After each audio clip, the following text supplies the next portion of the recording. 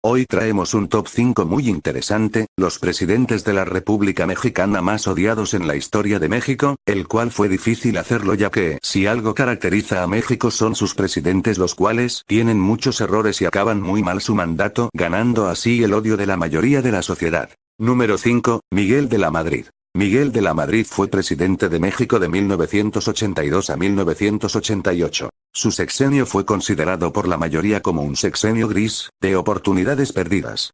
La suya fue una presidencia que ofreció ser de renovación moral contra la corrupción y de apertura democrática, promesas sepultadas por el pasmo institucional ante las grandes emergencias como el terremoto que en 1985 destruyó parte de la Ciudad de México, el descomunal fraude electoral al final de su sexenio y los enormes sacrificios que pagó una empobrecida población en planes económicos que no tocaron los privilegios de las clases acomodadas. La promesa del candidato de la Madrid de combatir la corrupción no fue más allá de un par de casos emblemáticos pero no ejemplares. Metió a la cárcel a Arturo Durazo Moreno, un jefe policíaco impresentable, con un récord de abusos de derechos humanos y relaciones con delincuentes. Y también a un exdirector de Petróleos Mexicanos, Pemex, Jorge Díaz Serrano, cuyo caso sin embargo siempre fue visto como el de un chivo expiatorio, y como tal fue tratado en la cárcel, donde por ejemplo contaba con una cancha de tenis. De la Madrid no reformó el sistema policial, ni mucho menos limpió Pemex, cuyo sindicato constituía un dispendioso e ineficiente poder paralelo.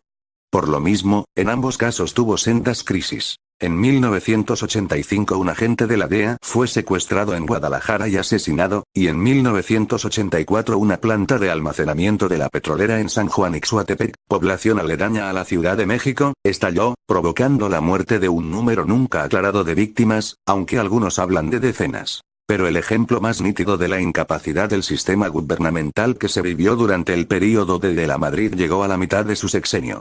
Nadie que haya vivido en ese tiempo olvidará el colapso operativo del gobierno cuando un terremoto de magnitud 8,1 destruyó buena parte de la Ciudad de México a las 7:19 horas del 19 de septiembre de 1985.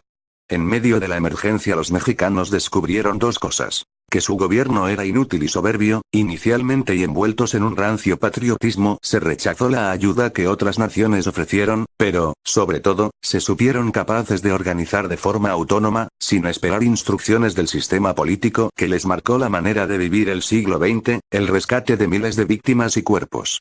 Brigadas de jóvenes y adultos realizaron las labores de emergencia durante largas jornadas en las que el gobierno no fue un factor por su falta de liderazgo. Esa circunstancia es vista como un hito en el surgimiento de la sociedad civil de México y uno de los puntos que a la postre le costaría la presidencia al priismo.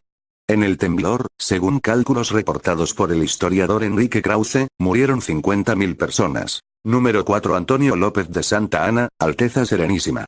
Santa Anna ocupó 11 veces en 20 años la silla presidencial entre 1833 y 1847. Santa Anna cuando Agustín de Iturbide se proclamó emperador, enarboló la bandera republicana y apoyó al primer presidente de México, Guadalupe Victoria, y a su sucesor, Vicente Guerrero. También se convirtió en el héroe de Tampico, tras derrotar al español Isidro Barradas en su intento de reconquistar México en 1829. Además, luchó en la Guerra de los Pasteles contra Francia en 1838, batalla en la que perdió una pierna. Con la misma facilidad que apostaba a los gallos, disolvía congresos, los volvía a instalar y cambiaba la forma de gobierno de federal a central cuantas veces quiso. Más que el cargo de vendepatrias que le asignó la historia oficial, por haber cedido parte del territorio nacional a Estados Unidos, su mayor culpa fue haber fomentado la división de la clase política. Provocó un largo período de inestabilidad que llevó al país a varios conflictos internacionales en los que se perdió gran parte del territorio nacional.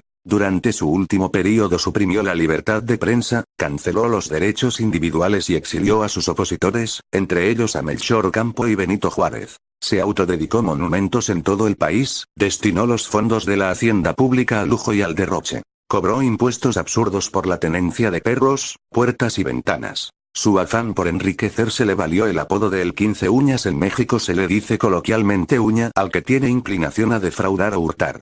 El descontento del pueblo fue aumentando y una vez destituido no cejó en su intento de volver al poder. Durante la intervención francesa quiso prestar sus servicios al Segundo Imperio, pero su ofrecimiento fue rechazado. Murió en 1876 en la Ciudad de México, viejo, solo, despreciado y sin recursos. Número 3. Gustavo Díaz Ordaz, fue presidente de México del año 1964 al 1970. En los primeros años de Díaz Ordaz como presidente de la República no fueron tan malos. El gobierno de Díaz Ordaz fomentó el desarrollo económico de México, siguió el modelo del desarrollo estabilizador.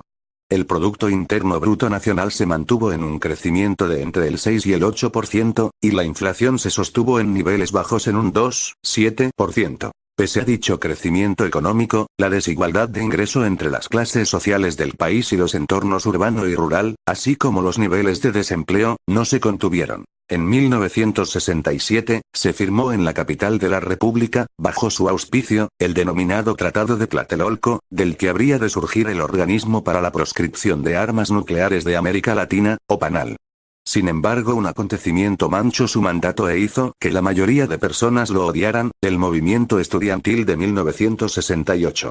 Durante su mandato, ordenó represión a los movimientos sociales, especialmente a las protestas estudiantiles como el movimiento de 1968 en México. El 2 de octubre de 1968, 10 días antes del inicio de los Juegos Olímpicos, manda a liquidar la revuelta estudiantil. Entre 300 y 500 jóvenes mueren masacrados por disparos del ejército en la plaza de Tlatelolco, también conocida como Plaza de las Tres Culturas.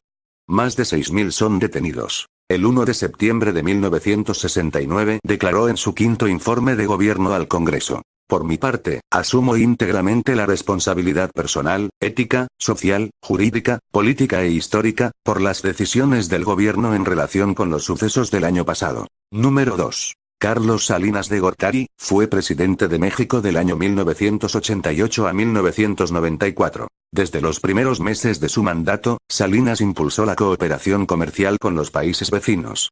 Con los del sur, Colombia y Venezuela, suscribió un acuerdo en 1989 para constituir a corto plazo una zona de libre comercio. También con los gobiernos centroamericanos estudió la viabilidad de establecer un área comercial libre en la zona y, finalmente, con los vecinos del norte, EU y Canadá, anunció en 1991 el inicio de conversaciones con idéntico objetivo. El proceso negociador fraguó en diciembre de 1992 con la firma del Tratado de Libre Comercio, TLC, que entró en vigor el 1 de enero de 1994 y estableció un mercado común en los estados de América del Norte. En política interior, su gestión estuvo marcada por el amplio programa de privatización de empresas públicas que reportó a las arcas estatales unos ingresos de 13.000 millones de dólares, la reforma educativa, la devaluación del peso para contener la inflación y la reducción de la deuda externa. Salinas también comprometió su mandato al ejercicio de una profunda reforma en su partido y, en el último año de su presidencia, tuvo que hacer frente a una insurrección armada en el estado de Chiapas. El 1 de enero de 1994, el movimiento indigenista y campesino autodenominado Ejército Zapatista de Liberación Nacional, EZLN, se levantó en armas contra el gobierno de México en protesta por la política neoliberal del presidente Salinas y durante varios días, la revuelta fue duramente reprimida por el ejército. El clima de violencia y las críticas, internas y externas, que recibió el Ejecutivo por la contestación militar a las reivindicaciones campesinas, colocaron al gobierno en una crítica situación que el presidente trató de resolver con el anuncio del alto el fuego y la tramitación de una ley de amnistía para los involucrados en la revuelta. Número 1. Enrique Peña Nieto, faltando unos meses para que acabe el sexenio del actual presidente de México Enrique Peña Nieto, el odio que ha generado por sus reformas en distintos sectores de la población es por mucho más grande que los otros presidentes de este top 5. Antes que iniciara su sexenio ya tenía varios detractores, entre ellos el movimiento Yo Soy 132.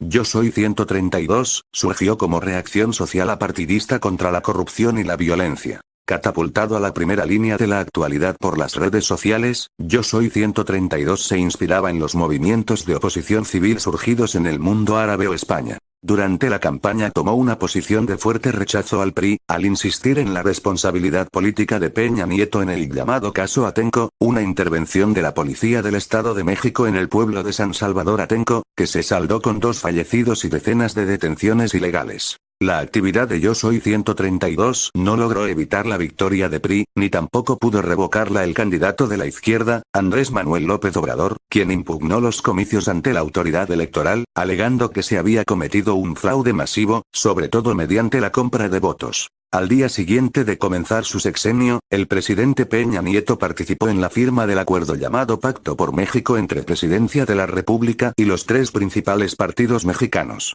PRI, PAN y PRD. Su sexenio será recordado por el caso de la desaparición de 43 normalistas en Iguala, conocido por todos como el caso Ayotzinapa, y por ser un presidente reformador el cual poco o nada ha ayudado sus reformas a la sociedad mexicana. Las pasadas elecciones en México fueron un golpe duro al partido que ha hecho y deshecho en el país el PRI, pero mucho de esa derrota se la deben a Enrique Peña Nieto, que ha hecho que su partido esté prácticamente sepultado y se ve muy difícil que salga de su crisis a corto plazo. Con la llegada de Andrés Manuel López Obrador se levanta para varios mexicanos una esperanza por sus promesas, pero varios de este listado han tenido propuestas parecidas a AMLO, fracasando. Solo el tiempo dirá si AMLO pasa su mandato sin novedades como un presidente del montón, o entra a la lista de los presidentes más queridos o de los más odiados. ¿Y tú qué piensas al respecto? Deja tu opinión en los comentarios. Si te gustó dale like al vídeo, comparte y suscríbete al canal. Pronto regresaremos con un nuevo top 5.